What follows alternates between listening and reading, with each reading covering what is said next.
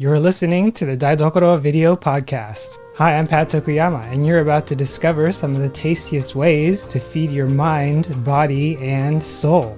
A pharmacist by training, you may know me as the founder of All Day I Eat Like a Shark, the food blog, YouTube channel, or as author of several Japanese cookbooks. If you desire to live a healthy life and are looking for a different way forward with a hunger for growth, then this video podcast is for you. Daidokoro is a Japanese term for kitchen, and I'm glad you're here. With each episode, we're going to be bringing clarity to your cooking by blending Japanese tradition and life lessons into bite-sized bits that even a shark would enjoy. Ready to make some magic happen?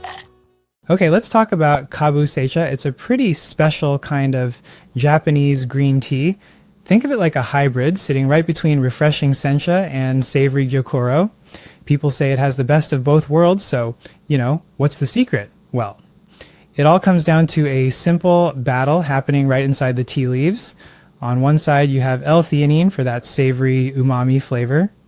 On the other, catechins, which are bitter. And here's the crazy part. Sunlight actually turns that tasty L-theanine into bitter catechins.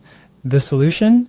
A technique called Kabusecha, which, it literally means to cover. So they basically give the tea plants an umbrella to block the sun. Your standard sencha gets no shade at all, giving it that fresh, sharp taste.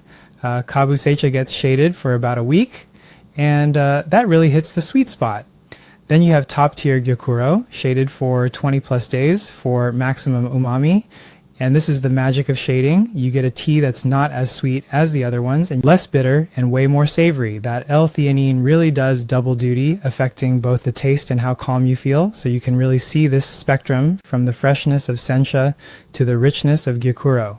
Kabusecha lands right in that perfect middle ground. Could this be your new favorite tea? Thanks for joining us today from wherever you're watching or listening from. And if you haven't yet, it'd mean a lot to me if you could share your thoughts in a review on iTunes to let me know what you think of this new video podcast. Then I can take that feedback and make things better for next time. And I'd encourage you to share this with a friend or a loved one, because if you've gotten value out of it, chances are they will too.